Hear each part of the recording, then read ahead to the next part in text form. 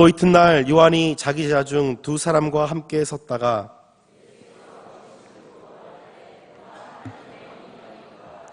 두 제자가 그의 말을 듣고 예수를 따르거늘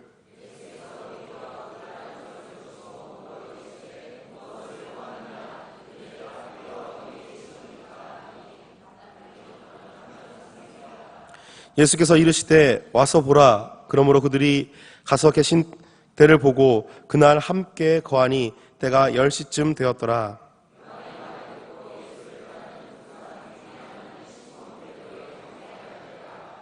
그가 먼저 자기의 형제 시몬을 찾아 말하되 우리가 메시아를 만났다 하고, 메시아는 번역하면 그리스도라. 데리고 예수께서 보시고 내가 요한의 아들 시몬이니 장차 게바라 하리라 하시니, 게바는 번역하면 베드로라. 아멘. 가브리엘 찬양대 찬양으로서 하나님께 영광 돌리겠습니다.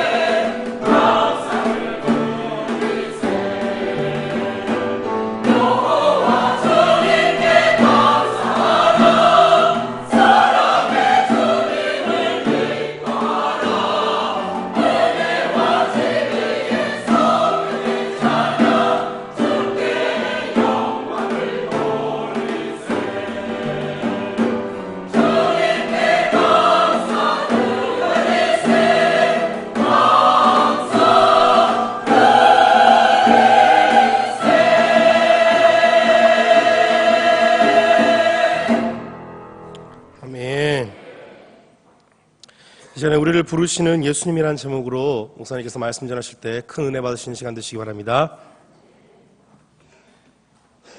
할렐루야. 오늘도 우리 가슴에 손을 얹고 신앙의 고백을 해보겠습니다. 하나님은 나를 얻기 위해서 천지를 창조하셨습니다. 옆에 분에게 하나님은 당신을 얻기 위해서 천지를 창조하셨습니다.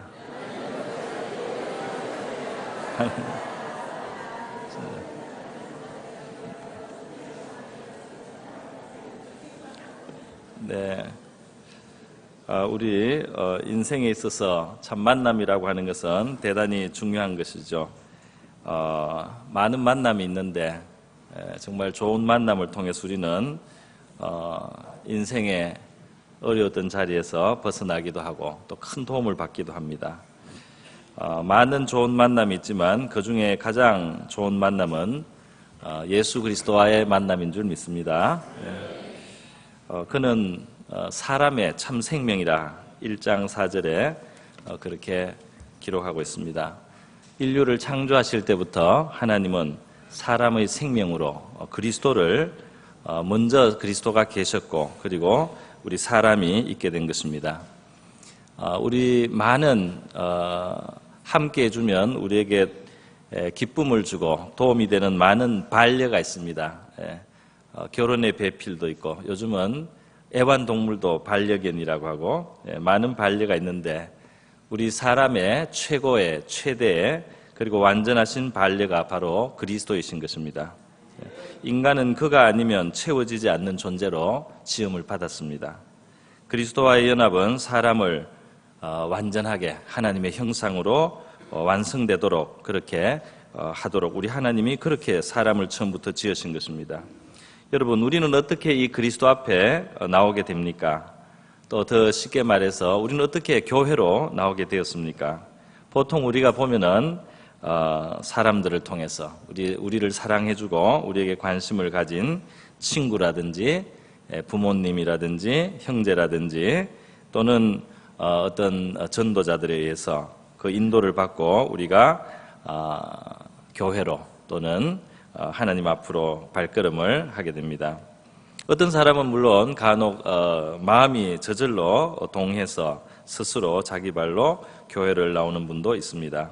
오늘 이 본문 말씀을 보면은 베드로가 나오는 모습을 읽었는데 설교 중에는 제가 그 다음 사건인 나다나엘이 예수님 앞에 나오는 사건까지 포함해서 말씀을 드리도록 하겠습니다.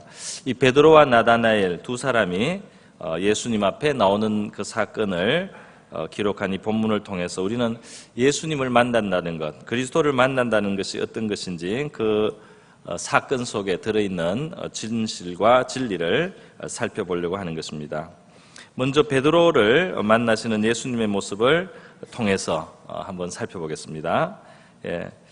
시몬 베드로는 먼저 그 형제인 안드레가 예수님께 나와서 예수님을 만나고 확신을 가지게 되었습니다. 그래서 이 안드레가 자기 형제인 베드로, 시몬 베드로를 찾아가서 41절에 보면 그가 먼저 자기 형제 시몬을 찾아 말하되 우리가 메시아를 만났다 하고 먼저 예수님에게서 우리 메시아이신 것을 예수님이 메시아 나의 구세주가 된다는 것을 먼저 발견한 사람이 자기의 제일 가까운 사람들에게 예수님을 소개하게 되는 것입니다.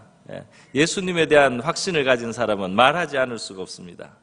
그 가족이나 형제나 부모나 친구들에게 내가 예수님을 정말 만났는가? 내가 진짜 하나님의 사랑을 알았는가?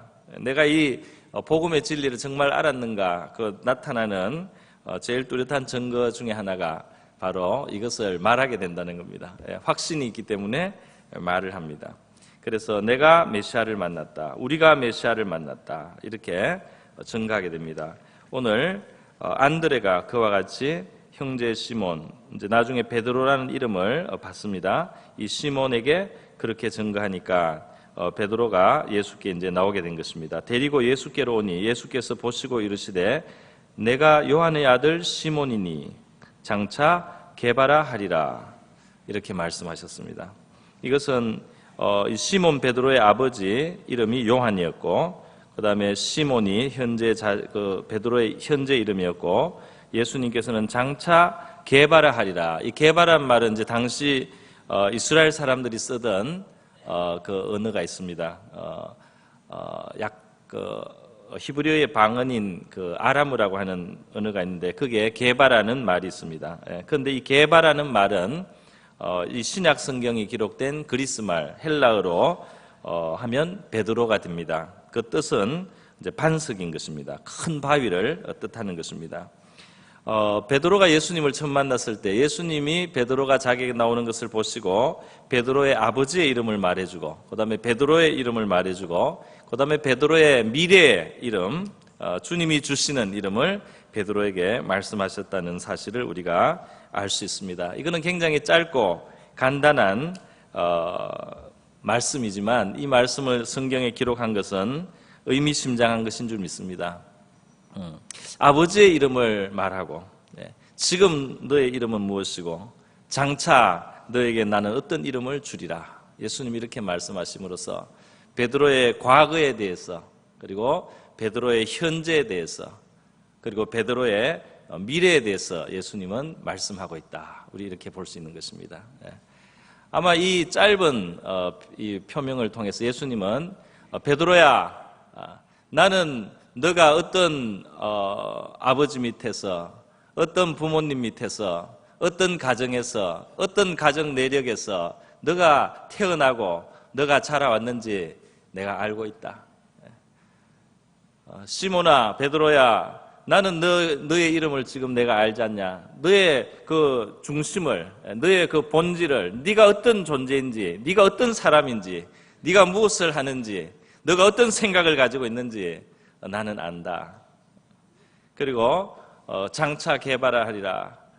나는 너를 앞으로 이런 존재로 만들겠는데 이 개발하는 것은 반석, 흔들리지 않는 큰 반석입니다. 나는 너를 믿음의 사람으로 만들겠다. 나는 너를 큰 기초가 되는 중요한 역할을 하는 인생으로 만들어주겠다. 나는 너가 흔들리지 않는 인생이 되게 해주겠다. 이렇게 미래에 대해서 말씀하신 줄 믿습니다. 여러분, 우리는 우리 자신을 이해해주는 친구를 참 좋아합니다. 우리의 말을 들어주고 내 사정을 이해해주는 사람이 있으면 우리가 더 만나서 이야기하고 싶고 털어놓고 싶고 그리고 위로를 받기도 하고 격려를 받기를 원합니다. 어려울수록 더 그렇습니다. 그런데 우리가 알아야 되는 것은 우리를 진실로 완전히 이해해 주실 수 있는 분은 그리스도뿐이라는 것입니다. 사람도 물론 우리에게 위로가 되고 힘을 주고 격려자가 될 수 있습니다. 하나님이 그렇게 우리를 위로하시는 것이죠. 그러나 진실로 우리를 완전히 샅샅이 빠짐없이 어쩌면 우리 자신보다도 우리를 더 완전히 알고 이해하시는 분은 바로 예수 그리스도라는 사실입니다. 주님이 우리를 완전히 알고 계신데 우리 가슴에 한번 손을 얹고 고백해 보겠습니다. 주님은 나를 완전히 이해하십니다. 옆에 있는 분에게 주님이 당신을 완전히 이해하고 계십니다. 주님이 우리를 완전히 우리의 사정을, 우리의 속 사정을, 우리의 억울한 사정을, 우리의 답답한 사정을, 우리의 그 애매한 고충을 완전히 아시는 줄 믿습니다. 어떻게 내 사정은 하나님께 감춰졌는가 하고 답답해하는 그런 이스라엘 백성들에게 하나님께서 왜 너의 사정이 감춰졌다고 생각하느냐? 왜 너의 그 답답한 사정이 감춰졌다고 생각하느냐? 하나님은 너에 대해서 속속이 다 알고 계신다. 너의 그 애매한 일까지 다 알고 계신다. 너 애매한 일까지 다 알고 계신 그 하나님께 나와서 내 마음을 토하고 너는 새 힘을 얻으라. 이렇게 말씀하십니다. 우리를 다 아시는 분 앞에 우리가 우리의 마음을 쏟아놓으면 우리의 마음이 시원하지 않겠습니까? 우리의 마음이 시원하고 또 우리에게 필요한 것을 능히 주시는 줄 믿습니다. 우리는 그분 앞에 나갈 때 꾸밀 필요가 없습니다. 우리는 과거를 감추고 싶은 것도 있고요. 현재에 대해서 우리가 또 사람들에게 꺼리는 것도 있고 우리의 미래에 대해서 우리는 불안하게 생각하지만 우리는 주님 앞에서는 전혀 그럴 필요가 없습니다. 아무것도 꾸밀 필요가 없고 아무것도 감출 수도 없고 감출 필요도 없습니다. 감출 수도 없어요. 감출 필요도 없습니다. 수가성 여인을 만났을 때 예수님은 벌써 5 남자와 살았던 여자라는 걸 알고 계세요. 그래도 옆에 편하게 앉아서 이야기하시잖아요. 그 여자 이야기를 듣고 대답하시고 그 여자에게 진리를 알게 하시고 구원받을 수 있다는 사실을 깨우쳐 주시고 또 자신이 메시아인 것을 나타내 주셔서 그 여인을 구원하셨습니다. 이 여자는 예수님이 자기를 속속히 안다는 사실에 너무 놀라고 충격을 받을 뿐 아니라 그런 여자인 자신을, 그것도 사마리아인으로서 이스라엘 사람들이 싫어하는 종족인데요, 그런 자신을 아무 편견 없이 받아주시고 자기를 다 알면서도 받아주신 예수님 너무 놀라서 메시아인 확신이 들었습니다. 그래서 쫓아가서 동네에 가서 바로 사람들에게 내가 메시아를 만났습니다.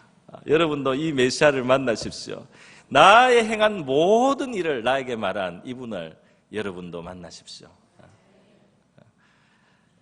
여러분, 우리가 예수님을 믿는다는 것은 나를 완전히 이해하고 계신 분을 우리가 믿고 있다는 것입니다. 할렐루야. 나를 완전히 이해하시는 그분, 그분에게 우리가 시간을 내서 우리 마음을 털어놓지 않겠습니까? 나를 완전히 이해하시고 있는 분. 우리는 좋은 친구도 말을 잘못하면 오해를 받을까 봐 말을 자제하는 경우가 있습니다. 부부 사이에도 이야기를 꺼내고 싶지만 혹시 내 말에 정서적으로 먼저 충격을 받아서 이야기를 못 들을 수도 있고, 그리고 내 말을 오해할 수도 있고, 완전히 이해할 수는 없기 때문에, 그래서 우리가 심지어 부부 사이에도 어떤 거는 좀 이야기하기가 꺼려질 수 있는 거죠. 그러나 우리 주님과의 관계에서는 그럴 필요가 전혀 없는 것입니다. 주님께는 우리가 완전히 우리의 속에 있는 것을 다 쏟아넣어도 되고, 그리고 우리가 쏟아놓는 것 중에 굉장히 유치한 것이 있을 수 있고, 굉장히 좀 유치한 것이 있을 수 있어요. 굉장히 좀 자존심 상하는 것도 있을 수 있고, 굉장히 우리가 내놓기 꺼리는 것이 있을 수 있는데, 주님께는 그런 것을 우리가 말하는 것을 두려워하지 않아야 됩니다. 왜냐하면 주님은 이미 아시고 우리가 숨길 수도 없고 숨길 필요도 없기 때문입니다. 주님은 우리 안에 있는 온갖 오물이나 더러운 것이나 유치한 것이나 치사한 것에 대해서 우리가 회개하기 위해서 끄집어 놓을 때 온갖 치사한 것이 다 나올 수 있는데 주님은 놀라지 않습니다. 우리가 이런 마음을 품을 수 있다, 우리가 이런 악한 일을 은밀히 행할 수 있다, 주님은 놀라지 않습니다. 주님은 다 아시기 때문에 십자가에 올라가셨습니다. 할렐루야. 주님은 다 아시기 때문에 십자가에 올라가신 거예요. 십자가 외에는 해결할 길이 없어 아시기 때문에 십자가에 올라가셨습니다. 우리는 이 주님과 어떤 다른 존재보다도 깊은 교제와 나눔을 가질 수 있다는 사실을 알아야 합니다. 예수님과 우리가 제일 깊은 교제를 가질 수 있어요. 완전히 아시기 때문에. 주님 앞에 우리의 두려움, 염려, 근심, 걱정, 있는 탄식을 아랠 때 주님과 우리가 더 가까워지는 줄 믿습니다. 네. 여러분과 제가 주님과의 사귐에 깊어질 수 있기를 축원드립니다. 네. 그리고 우리 베드로를 만나고 나서서 예수님께 나온 사람은 나다나엘에 있습니다. 나다나엘은 빌립이라고 하는 또 사람에 의해서 예수님께 소개를 받아서 나오게 되었습니다. 그런데 예수님은 이 빌립을 만났을 때, 나다나엘을 만났을 때 예수님께서는 이 나다나엘이 자기에게 나오는 것을 보시고 하신 말씀이 47절에 나옵니다. 예수께서 나다나엘이 자기에게 오는 것을 보시고 그를 가리켜 이르시되 보라, 이는 참으로 이스라엘 사람이라 그 속에 간사한 것이 없도다 그랬어요. 예수님은 나다나엘이 자기에게 나오는 것을 보시는 순간 이미 나다나엘의 그 사람의 됨됨이와 속에 있는 것과 모든 것을 아시고 있다는 것을 이렇게 표명을 하셨습니다. 이는 참된 이스라엘 사람이다. 이것이 참 하나님 백성다운 사람이다. 이 사람의 마음에는 간사함이 없다. 나다나엘 칭찬을 해주셨어요.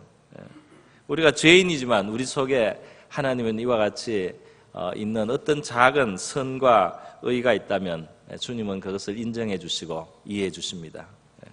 그리고 나다나엘이 예수님께 어떻게 나를 아십니까? 하고 대답을 했더니 예수님께서 대답하시되 이를 빌립이 너를 부르기 전에 내가 무화과 나무 아래 있을 때 보았노라. 빌립이 너를 내게 데려오기 전에, 너를 만나러 빌립이 너한테 가기도 전에, 너가 무화과 나무 아래 있었지? 너가 그 무화과 나무 아래 있을 때 내가 너를 이미 보고 알고 있었다. 이렇게 말씀을 하는 거 참 이상한 말씀입니다. 이 말씀을 할 때 또 나다나엘의 반응도 놀랍습니다. 49절에 보면 랍비여 당신은 하나님의 아들이시오 당신은 이스라엘의 임금이로소이다. 이스라엘의 임금은 지금 메시아를 말하는 겁니다. 하나님의 아들도 구세주를 말하는 겁니다. 빌립은 너가 무화과 나무 아래 있을 때 내가 너를 보았다 이 말씀을 보고 바로 듣고는 바로 예수님 앞에 무릎을 꿇고 신앙 고백을 하는 거예요. 주님이십니다. 바로 그리스도십니다. 우리의 구원자십니다. 이 고백이 나왔습니다. 참 이상한 대화죠. 이상한 대화입니다. 이 대화는 저와 여러분이 성경을 읽으면서 제3자예요. 소외당하는 거예요. 이 대화는 나다나엘과 예수님 두 사람 사이에만 아는 대화입니다. 그런데 우리는 추측을 해볼 수 있습니다. 이 무화과 나무 아래 있었을 때 나다나엘에게는 굉장히 의미 있고 심각하고 뜻있는 시간이었다는 것을 우리가 추측할 수 있습니다. 그 순간은 나다나엘에게 굉장히 뜻있는 시간입니다. 다시 말해서 나다나엘이 하나님 앞에 하나님 내가 진실로 메시아를 만나기를 원합니다. 내가 구세주를 만나기 위함이다. 이 간절한 기도를 드렸을 수도 있는 거예요. 그가 어떤 하나님의 보내신 구원에 대해서 간절한 강구를 하거나 묵상을 했을 수도 있습니다. 또는 무슨 다른 어떤 그 마음속에 어떤 일이 일어났는지 모릅니다. 그러나 예수님이 너가 그 무화과 나무 아래 있을 때 내가 너를 보았다 이 한마디로 나다나엘에게는 충분한 이미 암시가 된 겁니다. 그때 내 마음을 아셨구나. 그때 내가 가지고 있는 그 생각을 아셨구나. 그때 내가 가진 그 기도를 아셨구나. 그때 내 어떤 특별한 그 순간을 이분이 바로 정확하게 아시고 그 시간이 얼마나 나한테 중요한 시간인지 이분은 알고 계셨구나. 이전에 어느 간증을 들었는데요. 그런 간증입니다. 어떤 사람이 신앙생활을 하다가 예수님께 깊이 기도를 하다가 주님과 어떤 대화가 된 그런 시간이 있었나 봐요. 그런데 이분은 자라기를 고아로 자랐어요. 어려서 부모 없이 하여튼 고아로 자라서 고생스럽게 살았는데 이 사람의 마음속에는 어떻게 이렇게 내가 힘들게 살도록 참 하나님이 그렇게 두셨을까 하는 이제 그런 생각이 한편 있었던가 봅니다. 그런데 나중에 예수님을 만나고 은혜를 받고 기도 생활을 많이 하는 중에 어느 날 주님이 말씀하셨어요. 너가 옛날 그 초등학교 운동에 마치고 하늘을 쳐다봤을 때 내가 너를 보았노라 그런 말씀을 듣겠어요. 그런데 이 사람이 생각을 해보니까 운동회 때 다 자기 친구들은 부모님이 같이 와서 맛있는 것도 사주고 도시락도 같이 까먹고 즐겁게 지내다가 운동회가 마치고 다들 부모님 손을 잡고 다 돌아가는데 빈 운동장에서 혼자 하늘을 쳐다봤었다는 겁니다.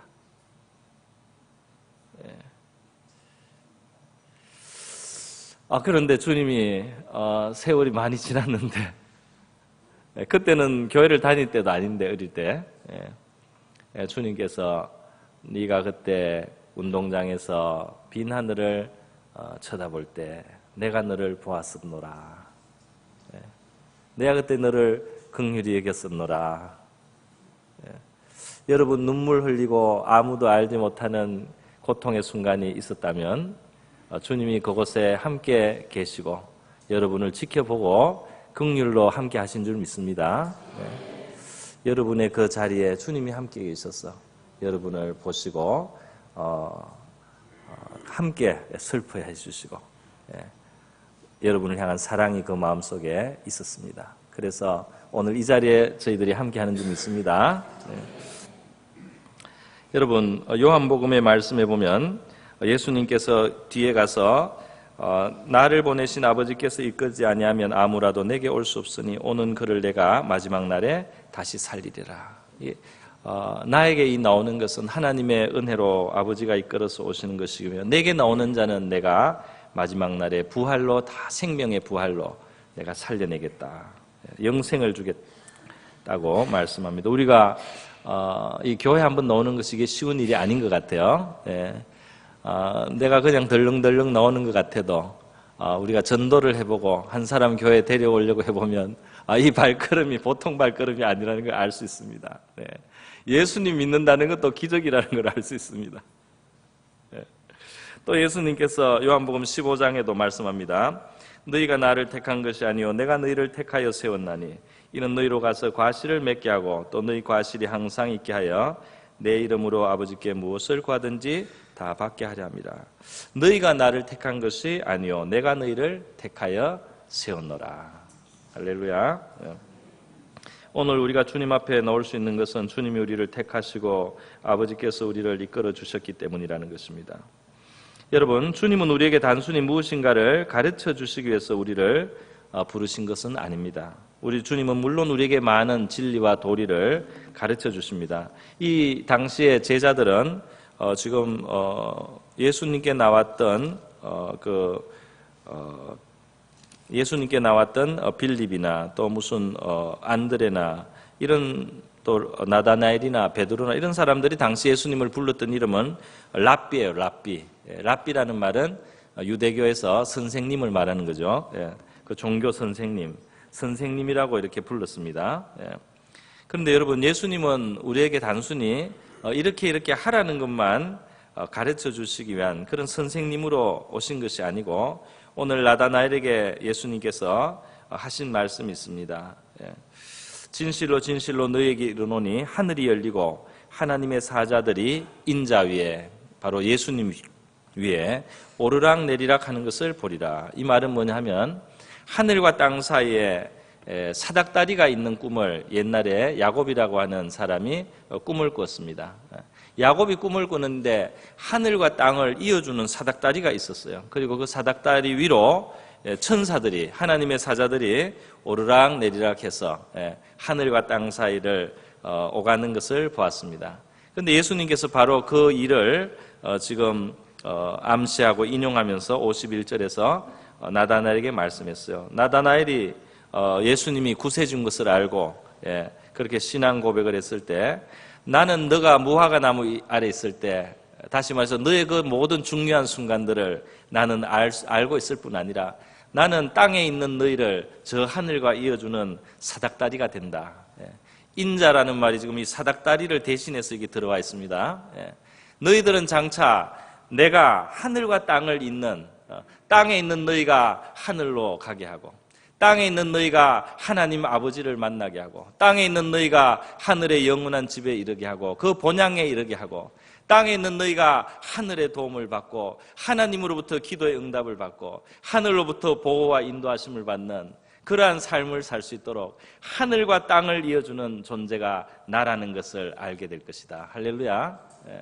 예수님께서 그렇게 나다나엘에게 설명해 줬습니다. 여러분, 예수님은 우리를 하늘과 땅을 잇게 해주시기 위해서요, 하늘과 땅 사이에 중보자와 중재자가 되실 뿐 아니라 바로 그 일을 위해서 그 가로막혀 있는, 하늘과 땅을 가로막고 있는 것이 무엇입니까? 바로 우리들의 죄인 것입니다.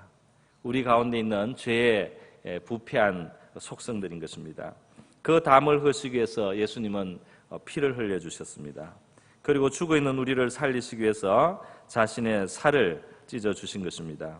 우리가 오늘 맥추절을 맞아서 지나간 반년을 감사드리고 또 다가오는 반년을 주님의 은혜 가운데 살아가는 이 시점에서 이 하반기, 2016년 하반기 하늘과 땅을 이어주시는 우리 예수님을 통해서 하늘의 은혜와 하늘의 인도와 가호를 받는 하늘의 축복이 우리에게 오는 것을 경험하고 예수님을 통해서 우리 하나님을 만나는 복된 하반기가 되기를 주님의 이름으로 축원드립니다.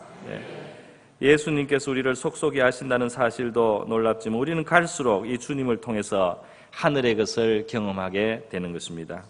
그분은 하늘과 땅을 잇는 사닥다리 중재자이시며 그분을 통해서 하늘의 문이 우리에게 열려 있습니다. 할렐루야. 하늘의 문이 열려 있고 하나님께 나오는 이 집은 정말 하나님의 집입니다. 우리 예수 그리스도를 통해서 지상에 있는 우리가 하나님의 은혜와 놀라운 은혜의 세계 우리가 누리게 된다는 사실을 감사하면서 기뻐하는, 그리고 또 누리기를 우리가 더 소망하고 기도하는 이 시간이 되기를 바랍니다. 우리 다 같이 기도